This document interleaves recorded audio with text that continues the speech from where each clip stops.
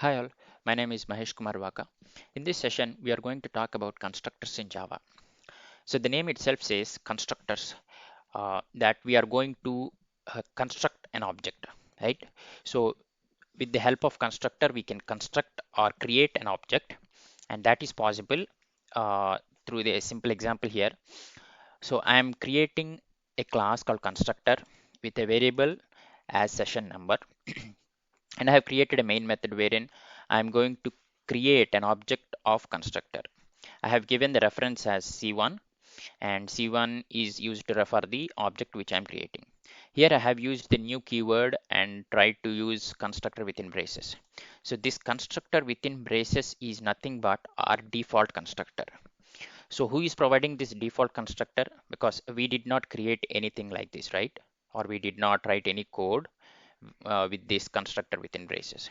So here the Java compiler is doing that for us, wherein it is going to initialize the variables if there are any within this class with the default values. Here I have created the variable session number, right? So for that session number, based on its type, here the data type is integer.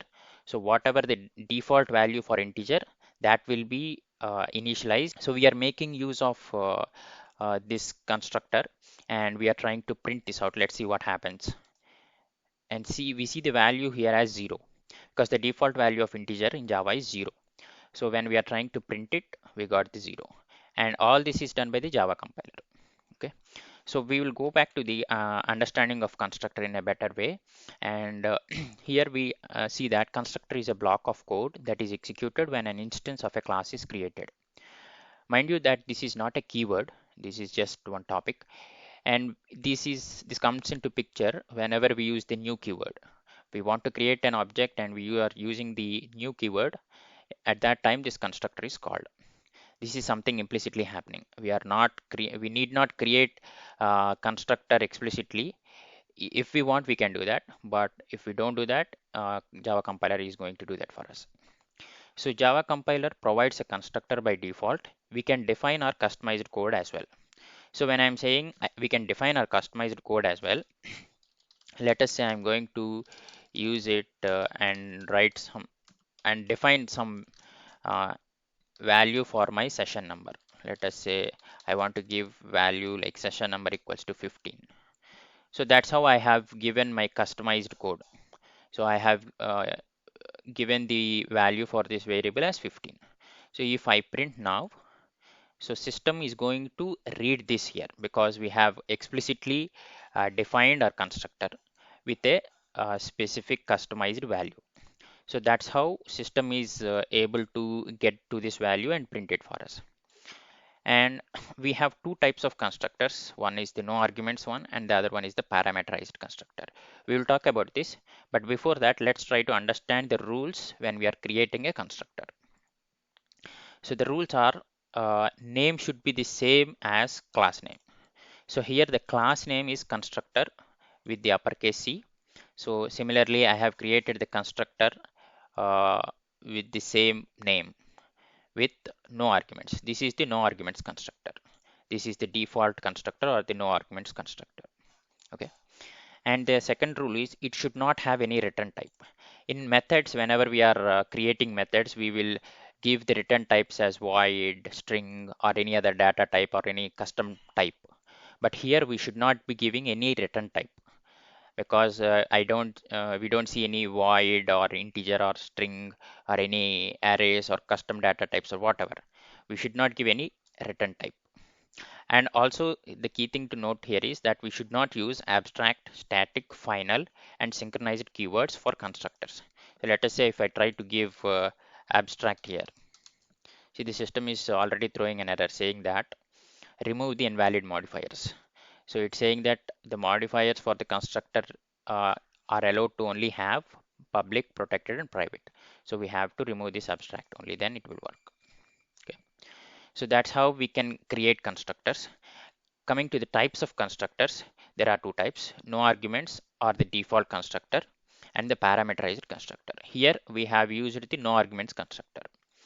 So if I try to use parameterized constructor, just like how we give parameters for a method, Like if a method can have two parameters, three parameters, or variable arguments, right? Just like that, I can give parameters of my own choice. For that explanation, I have created a class called company.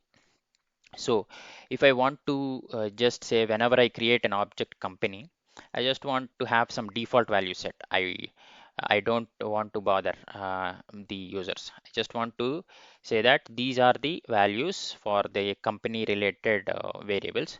In that case, I can use the no arguments constructor, because here you see that I have hard coded the name of the company and the founded year and the type of company, right? So in that case, we can use the default or the no arguments constructor just like this.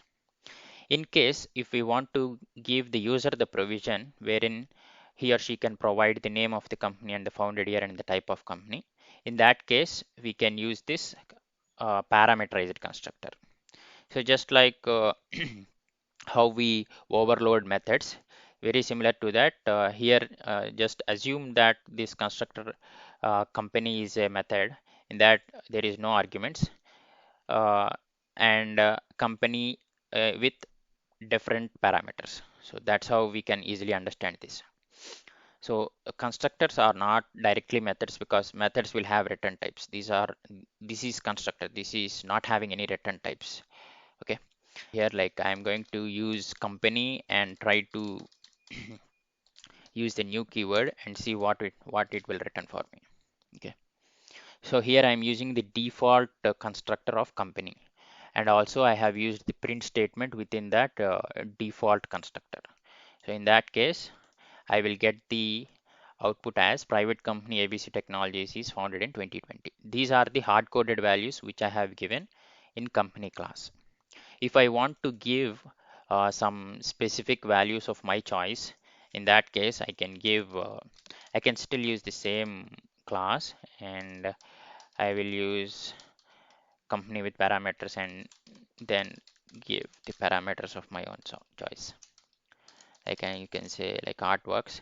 And also remember that we have to use the same data types as we used in the parameterized constructor. Here I have started with string, integer, and string. The same pattern we have to give here. So let us say I have, and let's say it's a public company. And this is also going to print as a statement saying that public company Artworks is founded in 2022. So this is how, based on our use case, we can make use of the default constructor or the parameterized constructor. And we also have to follow these rules whenever we are creating the constructors. So I think you learned something out of it. And in the next class, we will be talking about the keywords this and super.